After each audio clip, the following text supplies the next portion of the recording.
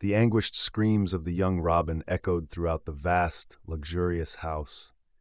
The scene before her was truly horrifying. She entered her parents' bedroom, only to find them lying on the bed with their faces grotesquely disfigured from gunshots fired at close range, their bodies submerged in a pool of blood. Robin immediately dashed to the nearby cottage located in the expansive backyard of the mansion where her older brother Kurt was staying, and she broke the devastating news to him. The young man rushed to call emergency services. Within minutes, several patrol cars arrived at the impressive mansion, and investigators began meticulously examining the crime scene. It became clear to the investigators that there was a deep-seated hatred harbored by the perpetrator against the victims.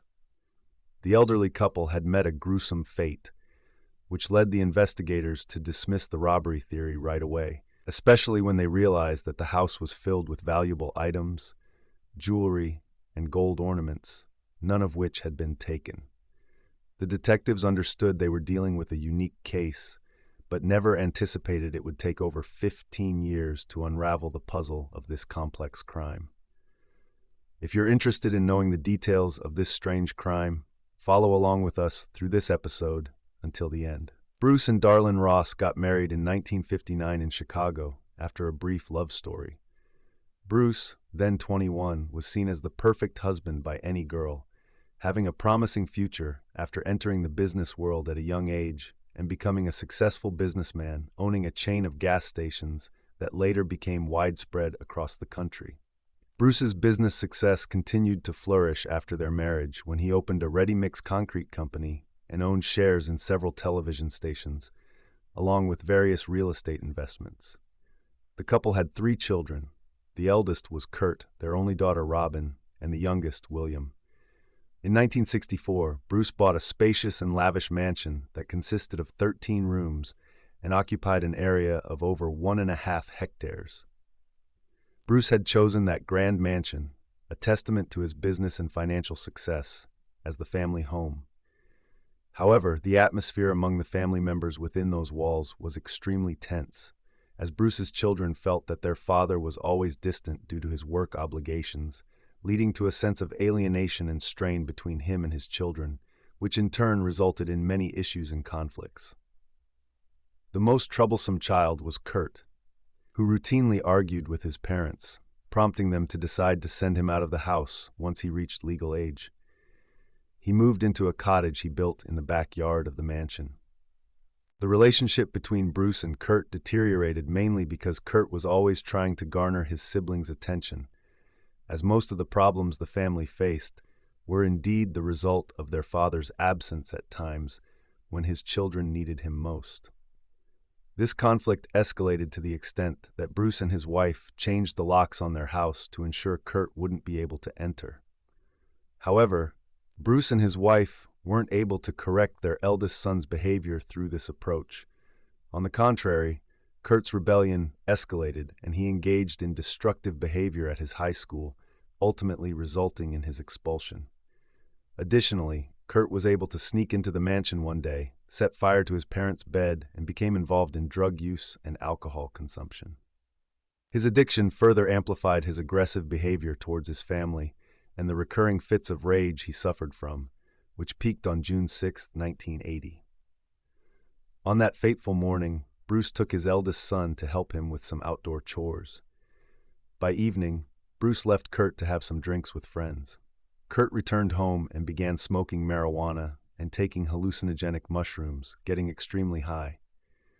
When their mother, Darlene, returned home late that evening, she found her son in a drug-induced haze, which distressed her and sparked a heated argument. The escalating conflict led Darlene to threaten Kurt with sending him to a military academy to correct his behavior. This discussion only intensified the young man's anger, and he returned to his cottage to continue excessive drug use, isolating himself as thunder thundered against the wooden cabin walls before he was convinced by his inner demons around midnight to take revenge on his mother.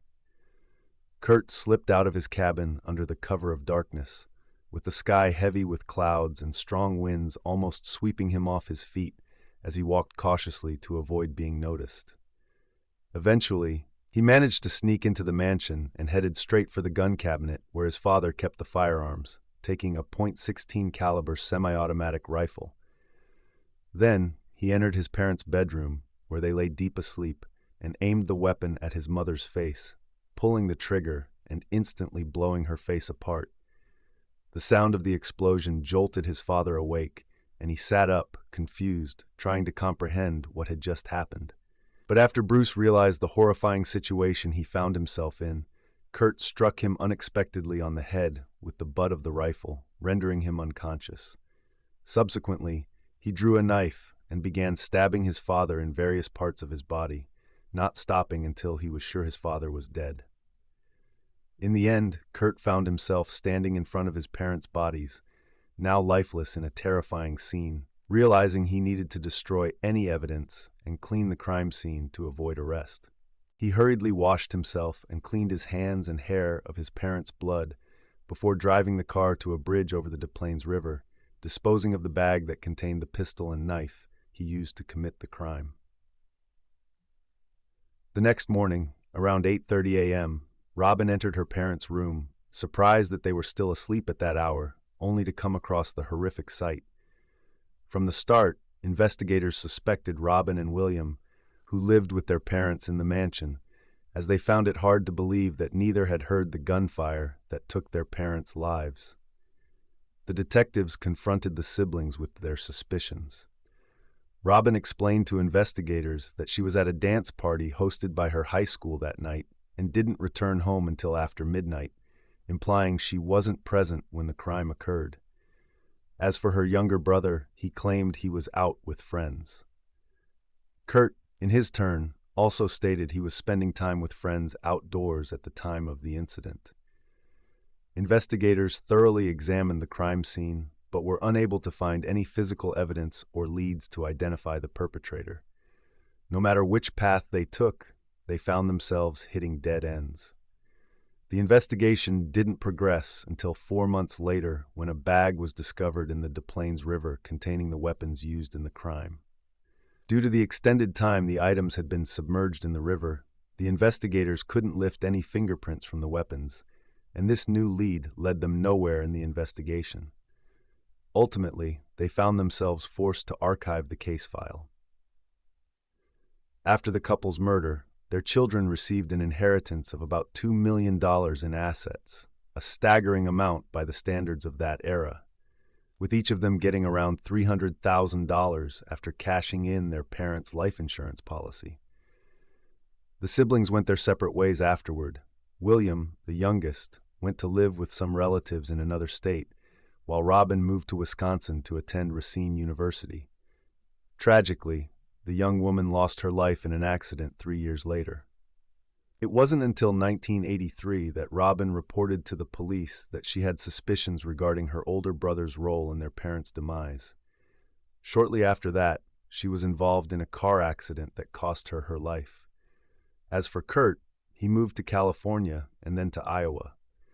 Although he attempted to turn his life around by marrying a young woman and purchasing a home to establish his family, it didn't take long before Kurt reverted to his previous lifestyle filled with drugs, alcohol, and reckless behavior. Kurt fell back into drugs and experienced a resurgence of his violent outbursts, which led him into trouble with the law when he stabbed a man multiple times following a dispute during a game of chess. Subsequently, Kurt was arrested, his criminal history scrutinized, and given that he was the main suspect in his parents' murder case, his fellow officers working on the investigation were given the opportunity to question Kurt again.